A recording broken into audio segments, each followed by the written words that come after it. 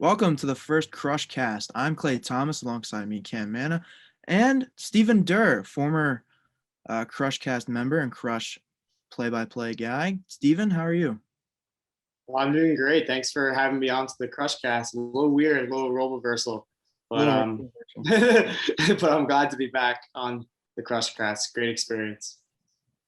Now, tell us. We're just gonna dive right into it. Tell us your own experience at being at Ithaca College and all the extracurriculars that you took part in.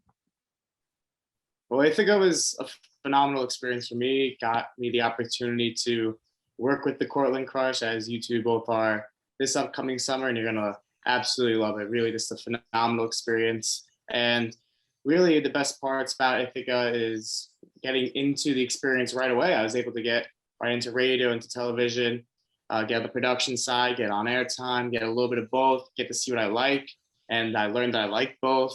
So it's been great with that. I also got to play a little club baseball, and I know both of you guys are on the team this year as well. And it was a perfect opportunity for me to balance out a sport that I love dearly. I know that you guys love dearly, and along my academics and being in media as a student, your extracurriculars is what really matters, honestly, at the end of the day. So having the opportunity to balance out extracurriculars, playing a sport that I love, and doing academics as well, I think Ithaca was able to do that in the most perfect fashion, really, for me to get that balance and not get too, caught up in the swamp, and like let me still have a little bit of a social life, meet other people outside of my media, but really just put me to work and got me to a good work ethic. Yeah, I know Clay's had a great experience at IC so far, and me being a freshman, I wanted to talk to you about why you chose Ithaca College and what was so appealing about it itself, and especially the Park School, and talk about why you ended up, going to the South Hill. Well, to me, honestly, it was really like I mentioned before. I knew when I was going there, I was going to get right into it. I have a lot of, I have a lot of other people who go to bigger schools in media field like we are, but a couple of them, they waited like a year and a half to two before they really got to get that experience. I and you both were able to, get into it right away, get to go onto the screen, get to go behind the microphone in the WICB studio, or get on assistant producing. Honestly, I know a lot of people who were assistant producers as freshmen and ended up being a producer for a show as a sophomore, which is very, very impressive to have that, 3-year buildup as a producer at a very prestigious student network. So that really also was a main reason why, and also the alumni connections and the brand of the Park School, just getting me through the process, post grad life. The Park School, really having that be a part of like your resume, your name, is honestly really helpful. Like, it will be really helpful at the end of the day. People really know what the Park School is, especially on the East Coast. So I'm really thankful for that. Now, obviously, you're done and gone at Ithaca. Sadly, I miss you dearly. I had to say that myself. What do you miss? What do you miss most about everything about college, like specifically in Ithaca and the Park School, after being out of it for a few months now? I miss a lot of it. I'm not gonna lie, I miss a lot of it. Basically, like I said before, I miss playing baseball. I really do. That was so fun. Great group of guys. Like it was perfect balance, perfect with that. I miss the friends that I made in the media class and being in the media class, because obviously it's a little more relaxed at the end of the day compared to what you're doing. Like, being outside now, like you can make mistakes, and that's why you're in school, to learn, make mistakes. And not saying you can't not make mistakes in the outside world, but I noticed myself already being hard on myself whenever I messed up. So that's one thing. But yeah, honestly, the people at Ithaca, that's really number one. Like my friends, it's just the Ithaca culture is very accepting. They very inclusive. Everyone open arms, and that's something. No one wants to bring you down. Like that's the big thing. No one wants to bring you down. Everyone wants to help you, and you don't really get that in a lot of places. It's a really strong community of wanting to help one another out. And I remember, Clay, when you were a freshman, And I know the Saltcats broadcaster from last year, Ethan Birch, when he was a freshman.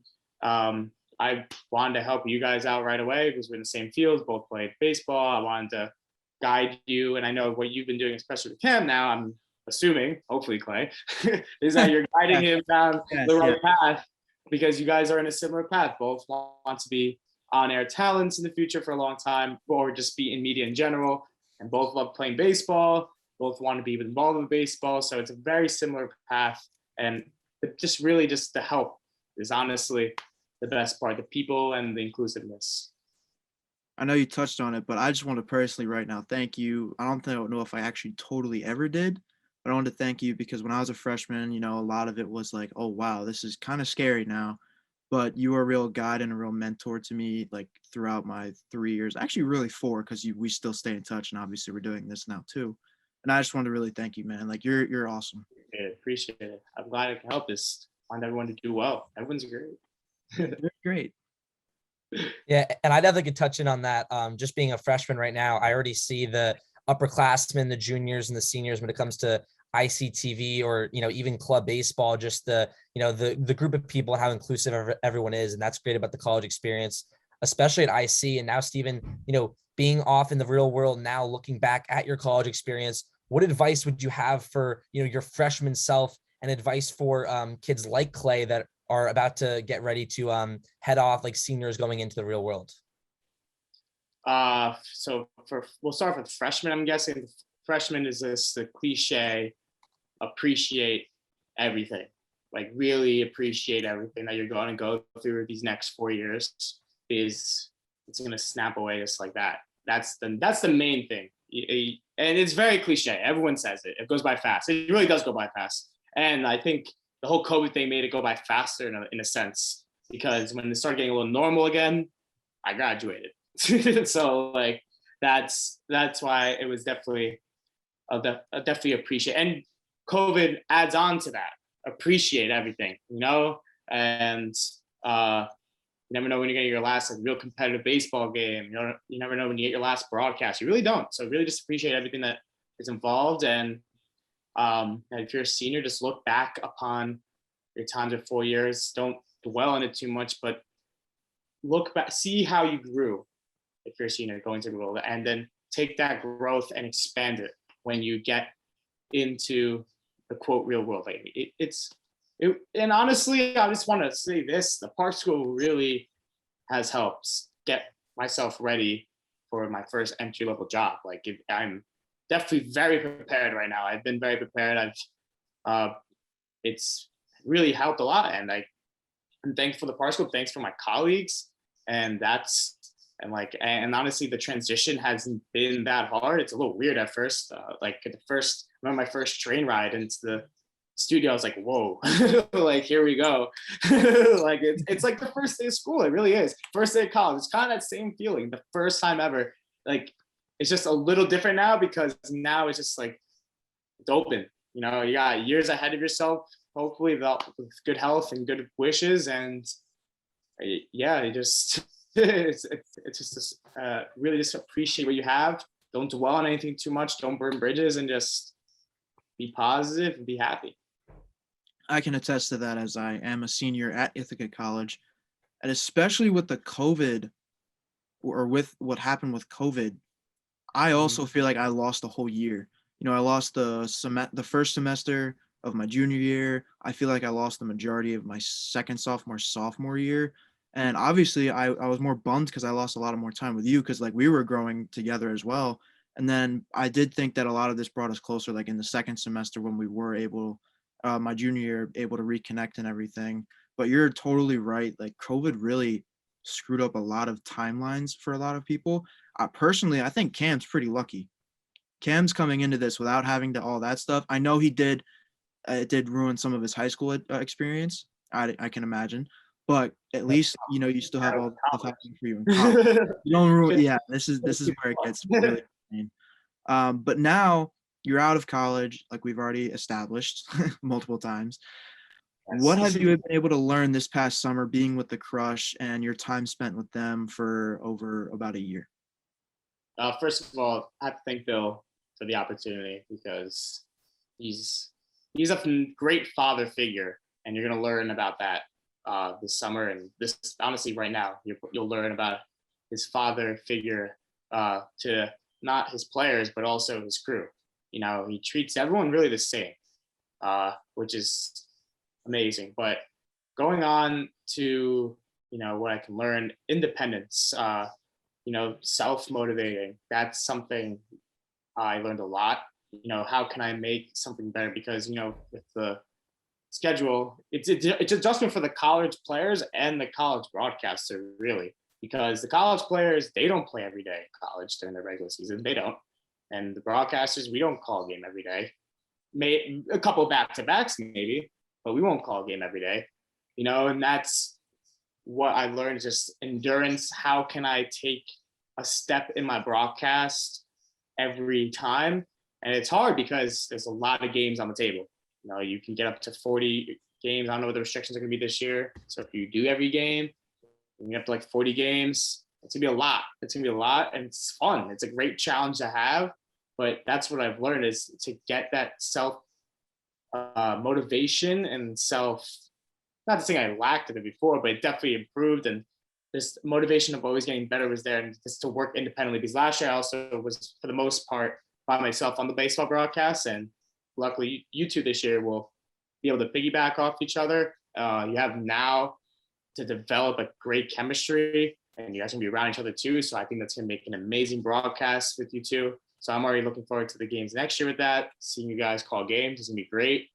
But yeah, the self-motivation to improve when you are broadcasting every day, that's something, because you feel like you'll feel like you're getting better, but there's got to be something that can put you over that top. Right. You've already touched on being into the real world and the change of that experience. Tell the Crush fans, the Crush viewers, what Steven Durr is doing now. Where are you in your career? Okay, they're probably wondering so much. I'm a producer at 10 Wins radio station in New York City. Luckily, the number one all news radio station in the country, which is amazing. Phenomenal opportunity. Not sports right now, but I wanted to be in media, and I saw an opportunity with Wins because of how well known they are, especially if you are from the tri-state area. But they're known nationwide. They really are. Like I said, they were the number one all news radio station in the nation. So just getting that opportunity and just producing their well-known radio show that goes on 24/7 is what I'm up to. I'm finding new news every day, working with the anchors, working with the editors. It's a nice team process. That's in the office too, which is great. I met a lot of great people. It's also across the hall from WFAN. If you guys from New York know that, the flagship New York sports station. So it's on the same floor, 5 feet away. If the broadcasting Boomer Esiason all the time, Mark Malusis, Evan Roberts, Craig Carton, Salicata, all those guys, all great people. Ken, they're great broadcasters. So I'm making connections there too. I've talked to a couple of them before already. They're honestly all very good people, both at Wins and WFEN, and they have that same mentality as Ithaca students do. They don't want to see people fail. They want to help. They want to guide, and that's something I love about Wins so far. As I've gotten there, they are so nice. I actually like basically all my coworkers. They're phenomenal, all of them. They are, which is everyone always says that cliche, like, I don't know if I like all my coworkers, but I really love all of them, and there's great family, and I'm blessed right now. So yeah, that's what I'm up to right now. 10 Wins. There's a man full of cliches this evening, aren't you? Yeah, you know me. Living the dream. Usually living the dream. That's the best one ever. Now, like, going into a little bit deeper, what's your typical day or evening like? I know your schedule is kind of all over the place when it comes to like hours. I hear all the time how you have the late shift, you have the early shift, you have morning, afternoons. What is it like to be you every day so far? So I get my schedule for for a specific week. So for this week, I knew what I was doing this week 2 weeks ago, thankfully. So that's good. It depends. So there's 2 day shifts, which is the 9 to 5 shift and the 12 p.m. to 8 p.m. shift, and then there's 2 overnight shifts, which is 6 p.m. to 2 a.m. and then 2 a.m. to 10 a.m. So the 2 to 10 a.m. your main focus is on the morning drive show. Your 9 to 5 your main focus is on the midday show. 12 to 8 is the preparing for the kind of the afternoon / evening show, and then the 6 to 2 is kind of the evening / prep for the overnight show.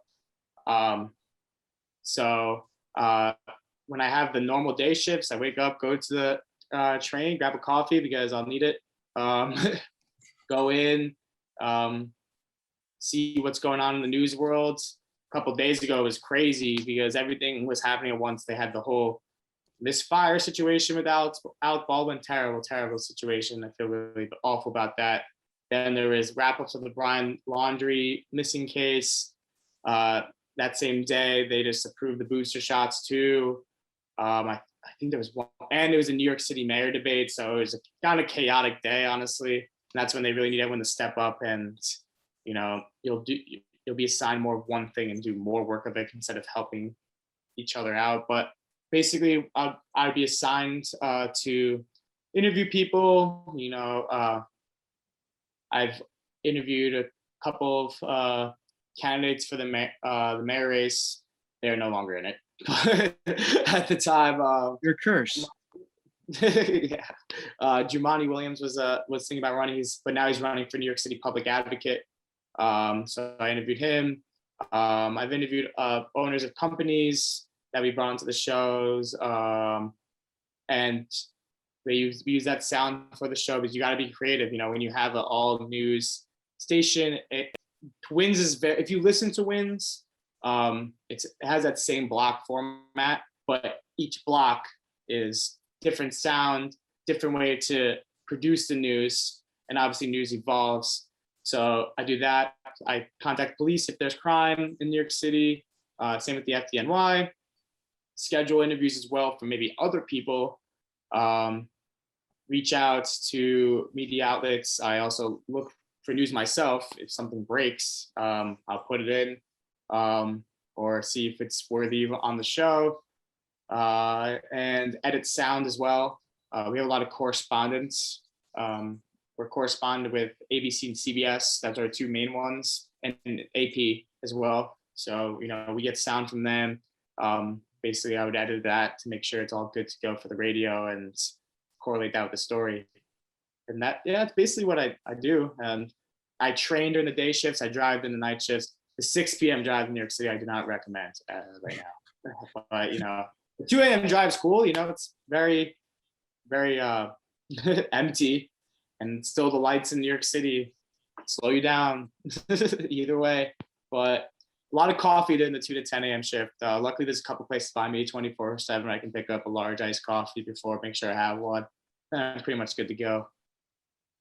Steven Durr, the man who does it all. Now let's get into a little bit of baseball talk. We do have the World Series starting tonight, the night that we're filming this, between the Atlanta Braves and Houston Astros. Now, Durr, I know you have absolutely zero to no bias in this World Series, right? At all, maybe? No, I don't, honestly. I know I'm a Yankee. I know I know what you're trying to say. Yeah. I really don't. I'm kind of over it. I'm kind of over the whole 2017 Astros thing. I still don't like them, but I'm not gonna be make that judgment pick. I accepted the fact that I was rooting for them in the ALCS. I was accepting for the fact that they're a good team. So I wouldn't. If you want to talk about baseball, I will not give any biased opinions about it. That's what you want. See, and I respect that because I know a lot of people and have a lot of friends that are still salty and annoyed and mad about that. I'm still annoyed, but I'm not gonna hold I it. agree, but they've moved on they haven't moved on like you have said, which is what I'm like. It was 4 years ago. There's only 3 guys I think left on that team, so at this point it's what are you gonna do? Kim, what are your thoughts on the 2 teams that are made it? Well, I think they're both good teams, but I love what the Atlanta Braves have done in this playoff run. They haven't made the World Series since 1999, and it's just been like fun to watch the Braves. The Astros have just been in it for a long time. I'm not even going to bring up what my favorite team is, but I'm enjoying what the Atlanta Braves have done on their playoff run right now. Just having that resurgence in August. I think they're like 40 and 20 something. After August, and what Eddie Rosario has done in the playoffs. I love Freddie Freeman. This would be a nice upset for the Atlanta Braves. See, and then there's my part of it all. I'm a Phillies fan, grew up one. It's hard for me to see the Braves in this and make it, especially after the deadline, because they made all the right moves. Every single trade they made worked, except for the one relief pitcher from the Pirates who didn't even make the roster for the playoffs. But as a guy who doesn't really like the Braves a whole lot, I respect it so much, especially because of Freddie Freeman, because I don't think anybody can possibly hate him ever. I No, don't think no. They're really the Braves. They're not really like there's not that many hateable players on that team. Like it's like there's certain Reds. Like I'll even say there's certain Red Sox teams I don't hate. Like I honestly didn't really hate the 2018 Red Sox. I hated this year's more, and they beat the Yankees in the playoffs. Like I obviously hated them, but you know what I'm trying to say. That the scale of hatred was different. Like there's a scale of hatred team, and this Braves team. I can look back, and there's definitely other Braves teams I would scale higher and more on the hate scale. I can attest to that one. This year's team, I'm like, it is what it is. I mean, they made the right moves. They did everything they could have done to make it, and they're just a great team in general. They have the pitching, they have the bullpen. They still have one of the best lineups in baseball, even without Ronald Acuna Jr., who is already a star in the age. Yeah, and they were 500. They were 500 in July, and then when Acuna goes down, Freddie Freeman even came out and said it. We lost our best player. Now we're in the World Series. So that just shows how young this team is in certain aspects. And Freddie Freeman in his 12th season, as Clay mentioned, just to you feel good for Freddie Freeman to be in this position with this Braves team. He's been loyal his whole career. Now finally being in the biggest stage in baseball. Like it really made my own heart warm when I saw him celebrating with his son. Yep. Because everybody around social media, you see it, it's always Freddie and his son and all of his son's reactions. And now you see like this reaction to finally getting over that hump. It was just awesome in my opinion. So if they win, am I going to be angry? No, not really. This team deserves it. They've done everything they could to make it there. But to me, the biggest surprise has been Eddie Rosario. This guy's hitting over 400 with 3 home runs and 11 RBIs. It is unbelievable what he's doing. He didn't solely clinch it in the NLCS. That home run was huge, and I didn't expect that. They traded like Pablo Sandoval for him a few years ago for him. Yeah, and he has the most hits in a playoff series, tied for the most hits in a playoff series with 14, and all the RBIs that he's had. He's really came out of nowhere, and he's so big for the Braves, a team also that I think when the playoffs started in the NL, no one picked the Braves to win. Everyone said all year the NL East is the worst division in baseball. No one out of this division is going to make a run. And the Braves at one point were in 3rd place. So this is just a miraculous run from Atlanta. I think the crazy part where you just said that going into the season, everyone thought the NL East was the best division in baseball, maybe besides the NL West. But for the NL West, it was more like Dodgers, Padres. No one saw what the Giants were going to do going into the year. But anyway, everyone thought it was going to be the NL East. That was going to be the dogfight. Then it turned into just garbage all around, nice pure manure. But then obviously now with the Braves, maybe the NL East did train them a little bit. Who knows? But they were due. I didn't think it would be this year now because of Acuna, but clearly they were resilient. The pitching is there. I'll just come out and say it now. I think they'll win the World Series. I like them in 6 games just because the line's been hitting well and the pitching edge is to the Braves, I would say, the starting pitching. The bullpen, it's very close to me. The lefties in the Braves have been very, very good, but besides Jordan Alvarez, there's not many lefties I worry about. Maybe Kyle Tucker as well. Brantley is very can hit lefties and righties very well. He's just a pure contact hitter. But like the big guys with Correa and Altuve from the right side, that could give them a little bit of advantage. But the depth of the Astros bullpen, I think, has been very, very good so far. Graveman, Presley have done a phenomenal job in that back end as well. So I give them the slight edge there. But other than that, I think the Braves still win this World Series in 6 just from their starting pitching and their good bullpen. But I was just trying to say that the starting pitching edge compared to the from the Braves to the Astros is, I think, pretty significant, which will propel them. Cam, who do you think is going to win in how many games? I like the Atlanta Braves, and I've talked about them already, but I think the Astros are, overall the better team from top to bottom. I have the Astros in 6, and as a bold prediction, I think Ethan Birch would agree with it, and you guys know both of them very well. I think Alex Bregman will get the MVP for the Houston Astros, and they'll win another World Series. I guess I got to be the one to take which side here in the middle of it all. I'll be the third person. I'll take the Braves, and I think this one actually goes 7. I think it's going to be one of the best World Series we've seen in the past 10 years. I think it's definitely going to top last year's. One, because it's full capacity this year, both stadiums. We're going to finally get that home feeling for each team when they're home instead of playing in a neutral site. And I think the Braves lineup is just going to prove to be too powerful for that pitching staff of Houston. And I think Freddie Freeman's going to have a little bit of a comeback series and have himself a heck of a World Series to win that MVP. And with all that, it seems like we're about out of time. Steven Durr, any final thoughts before we exit this show? Once again, I just want to thank you guys for having me on the Crushcast. Thank the Cortland Crush again for everything they did for me. The McConnell family, the hearts of Anderson's Farms, my staff, the other interns with me last year, in the summer, just everyone, because I actually had I didn't really get to say goodbye to them because, fun fact, during the postseason last year, I caught COVID back at home, and luckily, or when I was residing in Ithaca, I was off. We were off for like 4 days, but during those 4 days, I got COVID, or I wasn't feeling well, and then I got COVID, and luckily didn't affect any of the Crush players. I had to be smart and. Because I knew many of my friends had it, and I didn't have it at the time. So I told Bill, he told me I could still go.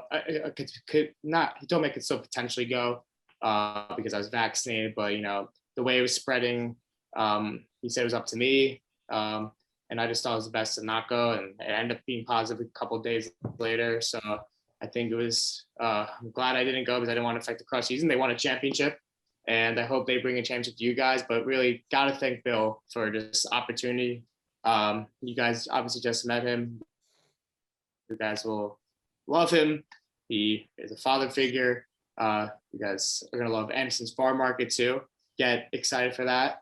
Food is phenomenal. The people are phenomenal. That whole family is phenomenal. And yeah, I can't wait to hear you two. I think you two are the perfect people to start off the Crush next year, and hopefully they win another league championship. And I think you guys can do a great job, and I'm excited to listen. Thank you, Derek. Cam, do you have anything lastly to say before we exit? Excited to join the Cortland Crush, work with Clay this summer, and broadcast for a great team. As Steven mentioned, Bill already has been great to me and Clay, and just excited to get started and bring the Cortland Crush fans hopefully the best broadcast in the NYCBL. I can agree to both of those statements. I, for one, can wait a little bit until the summer solely because in May I graduate. So that's a little daunting for myself, but I am excited to do the Cortland Crush. I'm excited to be a part of that team and that family. It seems like a great environment. And with that, that will be the end of episode 1 of the Crushcast, the official podcast of the Cortland Crush. Thank you all for listening and have a good one.